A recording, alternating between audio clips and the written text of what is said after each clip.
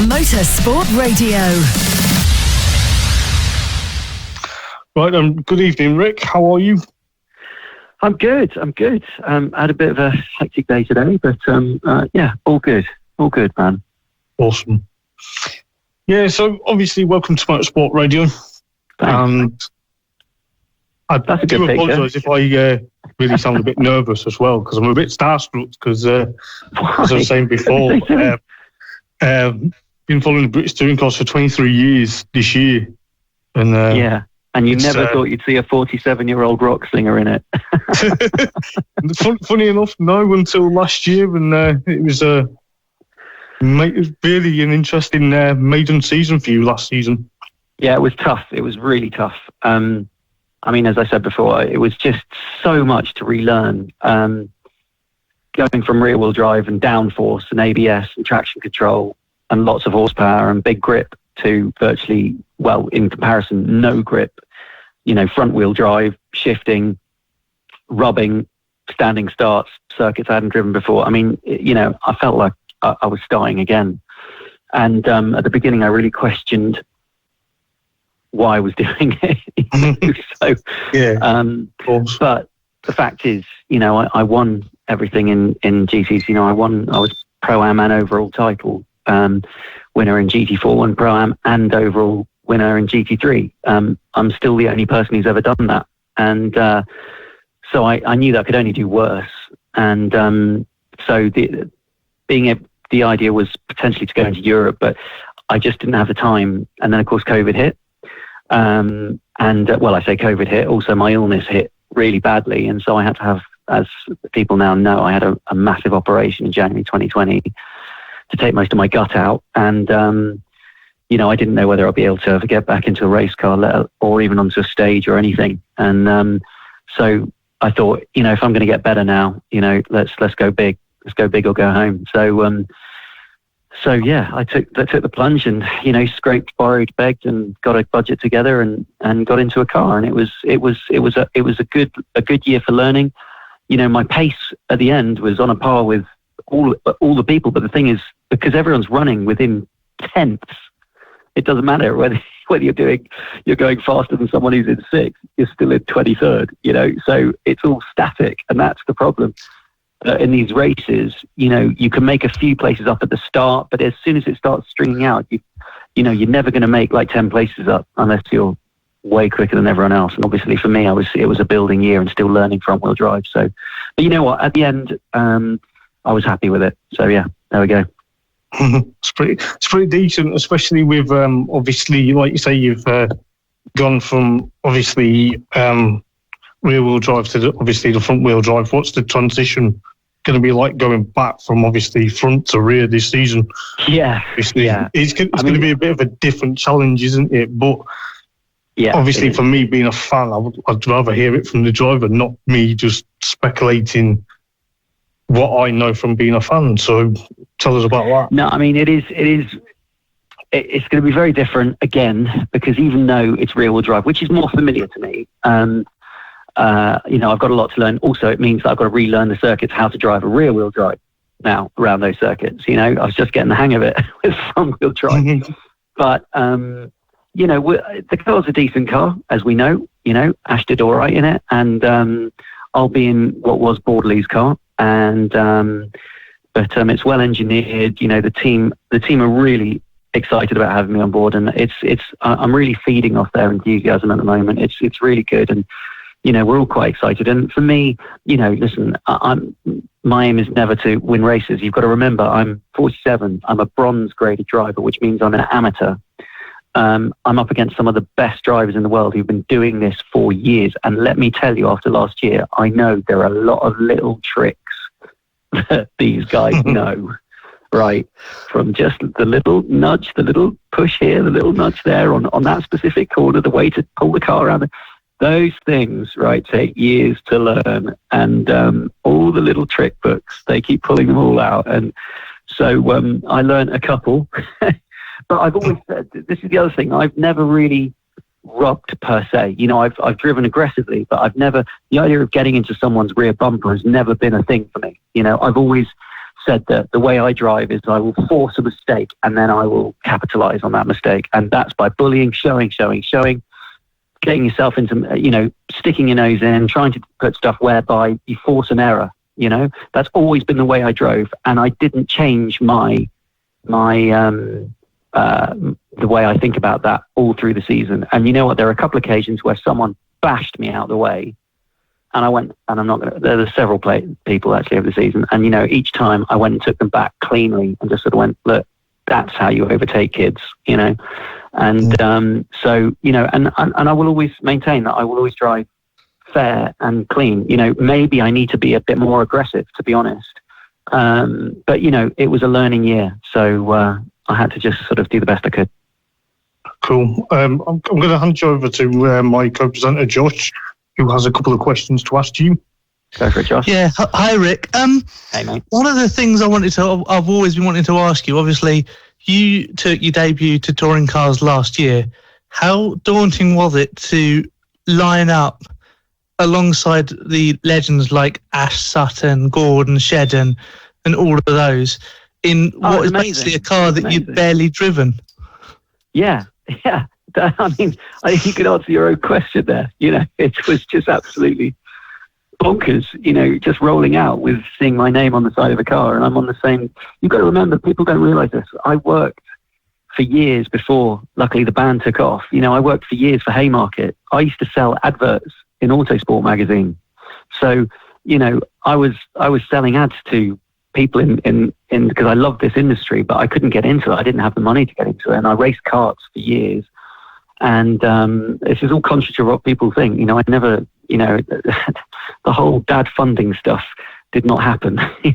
So, but people make quick assumptions and think it did. It really didn't. I was lucky. I got spotted, and I was a factory driver for a company called BizCars for 7 years. I won Le Mans 24 hour, I won the Dubai 24 hour, I won the British Thundercar Championships. I won loads of stuff, but I never got into had the money to get into cars. So everything was a bit of a dream. And so the fact that I'd got all the way through, I remember getting into GT5 thinking, this is amazing. I can't believe I'm doing this. And then I got into GT4 and then I won it.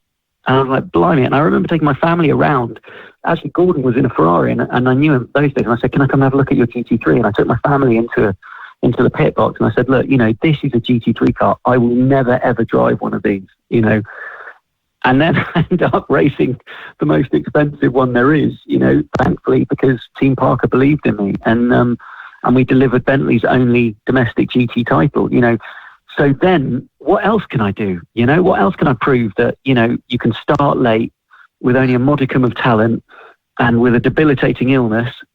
And there I was rolling out on the BTCC grid, something that I've watched since I was a kid. I know you guys were discussing that, I remember watching Mansell in '93 coming back and doing Donington, which was nuts, wasn't it? I remember the Volvos and, I loved the Super Tourer era, the Mondeos and the Peugeots, the green and gold Peugeots. They just looked so great.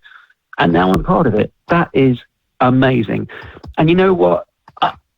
Whilst most people go, yeah, I'm here to win races and stuff like that, I'm realistic. I don't think I'll ever win a race, barring everyone taking themselves out and me just going, yay, woohoo! But, the fact is, all I've ever said is improvement. And last year I showed that I improved, my pace improved drastically every single time out. And I outqualified, Jack, I think it was 4 or 5 times over the season, and he's done a year and is a young charger. So I would say that that's pretty solid. And, and I was learning how to race in this series. And by the end, I was getting properly stuck in. I was regularly up into the teens before being bashed off. And, but the fact is I was getting up there. I was getting into starting to get the whiff of the points lots. Do you know what I mean? And so now this year, I'm going to have to, like you say, relearn quickly. I think I'm going to feel more comfortable with rear wheel drive and just, try and start scoring some points. That's what I'd like to do. If I can nip a few points here and there, and see where I'm at, second or third in Jack's ears would be great. But as you see all the people that are coming in this year, it's going to be really tough. I mean, there's no one who is sort of classified like me on the grid. I think if Plato doesn't come back, I will be the oldest person on the grid. That's mad. Yeah, and just for the people listening and watching at home, what's it like to drive the Knockhill race circuit? Because we keep hearing from all the commentators, it's unique, it's a challenge, it's like a roller coaster. But what's it like actually racing it? Okay, well, driving it, there's two things, right? Driving it is like when I got there, I was like, oh, I love it. It's flowy. It's, you really throw a car in. It's quite balletic and slow and quite flowy, right? When you drive it on just a clear lap and you're going down, and it's kind of natural on the gear shifts. You come in a higher gear, you go down one for that one, then you go down two for this one. I love circuits like that. The only problem is racing on it is a totally different ball game because there is nowhere to overtake. So the only way to overtake is be bundled, and if you think, I was given some bad advice by someone who shall remain nameless, Mr. James Cole, who said, you've got a straight line the chicane. So I went, what really? He said, you're not using nearly enough curb. He went, literally take it all, right? I went, okay. So as people know, if someone tells me to do something, I'll just go for it. And I did, and I absolutely launched it over the curb and it bounced me off into the gravel. And I was like, right, I'm not doing that again. And but it meant that I couldn't carry on in quali. And so I started from the back. And you've got to remember, I went from 31st or something, what it was. And I got up to 21st. I made 10 places. And then race 2, I was up into like 17th. And I was racing really well. And then classic Knockhill, someone came up behind me and who shall remain nameless, and absolutely just advantaged by contacted me and just barged me out the way. And the problem is with Knockhill, of course, when you then are barged wide, 5 or 6 other people come down your inside as well. So I went from knocking on the door of points because of this certain driver to being dropped down, and then someone else came through and bashed me off as well. And you know what? Before you know it, one little incident drops you a million places. And I was like, how am I down here? My pace is as good as these guys, but that's touring cars. You can go from hero to zero in a matter of a corner, and so yeah, it's a tough old circuit. I really liked it. But racing on it, you've got to be as aggressive as hell and hope that a bit of luck is on your side, that people don't send you into the weeds. And what would you say was your favourite circuit to race on last year? Oh, interesting. Probably Donny, actually, weirdly enough. It's my local circuit, and I was showing really good pace all weekend, which was, my pace totally belied where we should have been. This was the crazy thing. And, but, I don't think, I'll be honest, I'm not entirely sure I had the best car under me last year. I think I have a better car this year. So I'm looking forward to getting stuck in with the Infinity. And then just finally, because I'm sure a lot of listeners will be interested to find out as well, how much testing have you done with this new Team Hard Infinity? And what is the hybrid system like differently compared to the Hyundai last year? Well, I've done absolutely no testing whatsoever as yet. So I've done a couple of passenger lap days where we did a mega day, which is so cool that Team Hard do this. Like, I don't think any other team does this. It's so great. You get loads of fans down and they can come out and have a lap with you, and that's great. So that people can actually experience what a touring car is like. And so that was my first run out in the car. But I kind of felt comfy, and I was sort of telling them to shut up because I'm concentrating on going quicker, which is quite fun. They're like, hey, this is a passenger lap. I'm like, no, seriously, we can take more speed into here. They go, it's all right, it's okay. And I'm like, no, it's cool, just trust me. So we were having a bit of fun with that. And so with regards to the hybrid, you know what? I just can't comment on it. I think it's a great move, given the world situation, to go hybrid. How it will work and what difference it will make, I don't know yet. I'll have to all I know is that it's so bloody complicated already that it's just another button I've got to press. Yeah, as if he didn't need any more. I'll just pass you over to Andy Lloyd, who probably has some very good questions to ask you as well. Okay. Rick, hi, it's Andy from Endurance and GT. Hi, Andy. How are you? I'm very well indeed. How are you? Endurance and GT. That's like my old stomping ground. Exactly. And that's where we're going to go back to. Do you miss your days in the British GT Championship? Do you know what? No, because I was in it for a long time, don't forget. I was on the package since 2011. So I nearly did like 8 years on the package. No, 9 years, didn't I? Yeah, 9 years on the package. Christ. So to me, it was getting a little bit like Groundhog Day. Do you know what I mean? And so no, I don't really miss it, to be honest with you. And I watched it. I feel like it might. I think this year it's going to return to its full strength. I don't think last year showcased British GT as it should be. You know, it wasn't as full a grid as it should be. You know, and I thought it was getting all a little bit too shunty for those cars as well, to be honest. But you know, hey, it is what it is. But there were several deals to go and race in Europe in GTs on the table for me this year as well. Because fantastic. You know, I'm a bronze graded driver. There are not many who are quick. You know, so there was a few good slots available. But with my schedule with the band this year, which is just going nuts. Already touring car was a massive push, and at the end of the day, it's such a great spectacle, touring cars, and I was welcomed so much by the fans and stuff. I thought, you know, I need to give this another go. Because your final season in British GT was back in the Bentley, was it not? Yeah. And that was slightly frustrating for you, as I can recall. It was massively. It wasn't giving you what you expected it. Yeah. No, the team was new to the car. You know, and they really struggled with it. Both Seb and I struggled. And also, I mean, it's the age-old thing, and I know we keep saying this, but the balance of performance that year, once we won at round one, the balance of performance was so against us. You know, I mean, at Donington, I remember putting my foot down and just watching everyone drive away and just going, guys, we are absolutely mullered. And, you know, when Seb and I, you know, Seb, obviously, factory driver, makes it go as quick as he can and can only qualify second last. And yet me as an AM, I'm less than 0.3 off Seb when most AMs are 1.5 seconds off. And I can only qualify 11th as well. That tells you that we had no power whatsoever. Sure. And so we were hampered by that all season. We've just had nothing in a straight line, and just down to the regs, you know, is how it was. And it was good to see last year with Kelvin and Martin in it that they adjusted that, because you could see in a straight line it was a rocket ship. But still, in comparison to, if you think, if you look against the Lambos and stuff like that, it just around British twisty circuits, it was a tough car to make win. You know, so it was a very frustrating season, and and so I was a bit disillusioned by it all, and sort of thought, right, you know, that's me done now. Sure.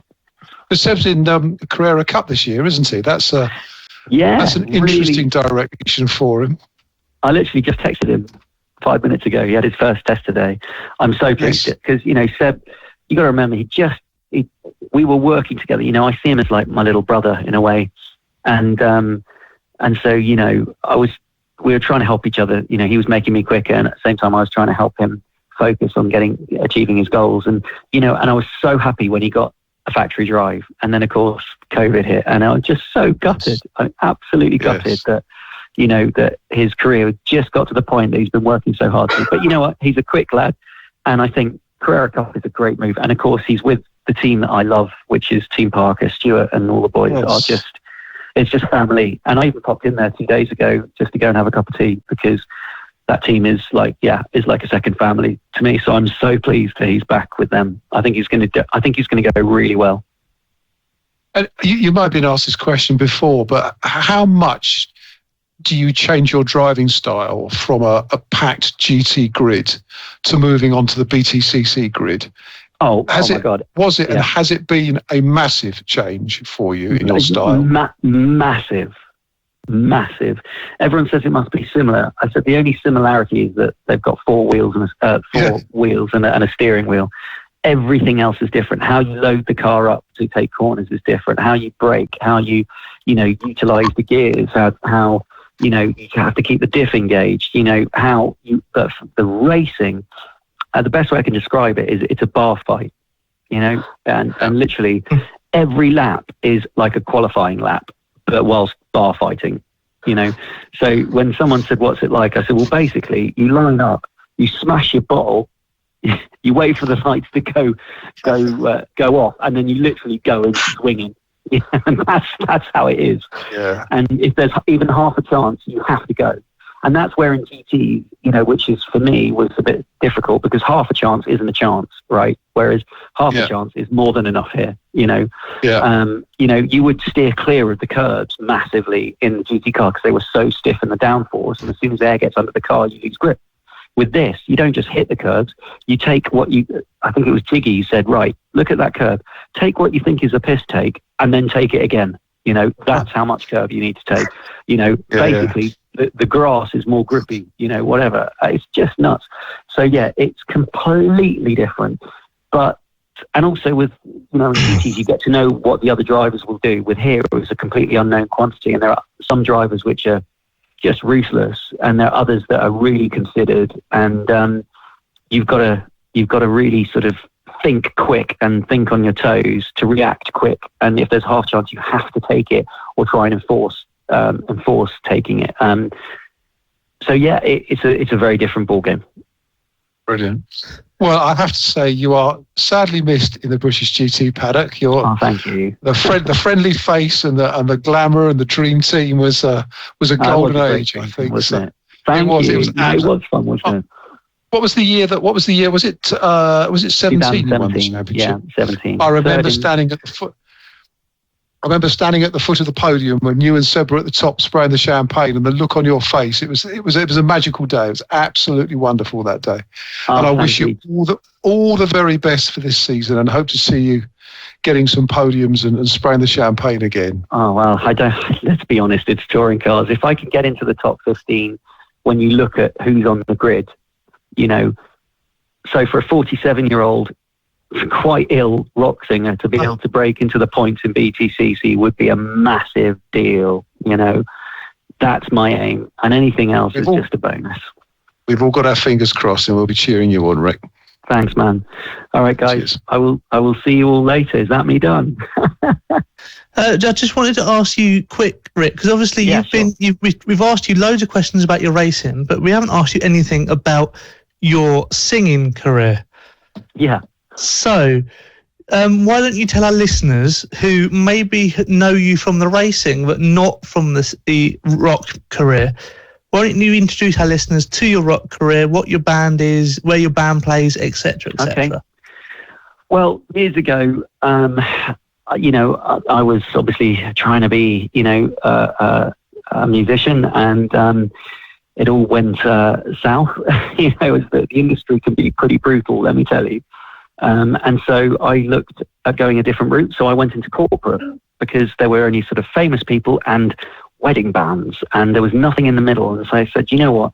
All these big corporate events for the big companies, they don't have really good bands. So I put together a band of players who are all absolutely phenomenal. So my guitarist tours with ELO, but he's also played with, Gary Barlow and Take That. My drummer plays with Belinda Carlisle and Bonnie Tyler. My keyboard player was in Wheatus originally, and then with Lily Allen, with Aim McDonald, now he's with Jack Savaretti. It's a bit of a super group. And so we took a real massive rock and roll show to corporates where they go, blimey, and and we just hit them hard, and that went nuts. And then and we played all over the world for big companies, and it was great because I wasn't being judged because of who my dad was. In fact, no one knew who my dad was. This was just a really great band that does this to events, and we get everyone going nuts.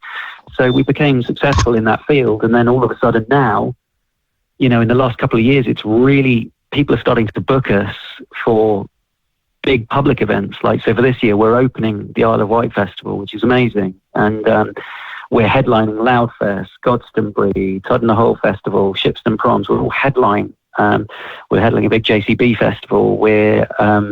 There's loads of things that we're playing this year. publicly, which will be great alongside some amazing names. And and so that's kind of what it is, the RPJ band. And away from that, through lockdown, I managed for the first time in years to actually sit down and write again. And so I've got a solo project called Hype Zero, which is going to be, the album's just being finished now. So hopefully in the next couple of months, next month or so, it'll be finished, and that'll be out for the summer as well. So yeah, busy times. I think we're doing between 80 and 100 gigs this year, coupled with racing. It's going to be tough old schedule. Yeah, I was about to say, you're doing all those gigs as well as doing 30 race weekends for touring cars. Have you got weekends? You mean 10 race weekends? Or 30 sorry, yeah, 10 race weekends. Yeah. Have you got anything else lined up? Like, are you doing any other like motorsport events in the year, or is that your year scheduled so far? No, there are two. I'm not going to be racing anything else. I really don't have the time to do anything at all. I'm barely going to be at home. But there are two. Let's just put it this way, because I can't announce it yet. But there are two events where both my careers meet, and I'll just leave it at that. So that will be something to talk about in the future. Definitely. Well, thank you so much for coming on, Rick. It's been such a great time talking to you. And as I said, you're a legend in British motorsport, and we hope for all the best that, you know, your Team Hard Infinity can get you into the top 10, and maybe get you a few poles on the reverse grid, and who knows what will happen from there. If that happened, that would be the most ridiculous race ever. Like, I'd open both doors, you know, I'd stick my legs out, and no one would get past for as long as possible. And then within two laps, I'd be unceremoniously bundled into a wall, but I'd give it a damn good go. I mean, I'll tell you what we're looking forward to is ITV4, that you get interviewed after getting that reverse grid pole. It'd just be incredible to listen to your interview. And all the best to the British touring cars. We'll be cheering for you. I'm sure the supporters at home will all be cheering for you. There you go. That's all right. See you later. And after this quick jingle, we'll be talking to someone completely different about drag racing and commentating. So join us after this, like us, subscribe to us, and share us all over social media. Motorsport Radio. Hi, I'm Jonathan Ray from the Kawasaki Racing Team. Hi, this is Nick Hamilton. Hi, I'm Jamie Chadwick. Hey everyone, I'm Bradley Smith. Hi, I'm Joan Zarco. Hi, I'm Bradley Wright. Hi, I'm Seb Morris. Hi, I'm Dan Linfoot from Honda Racing, British Superbike Team, and this is Motorsport Radio.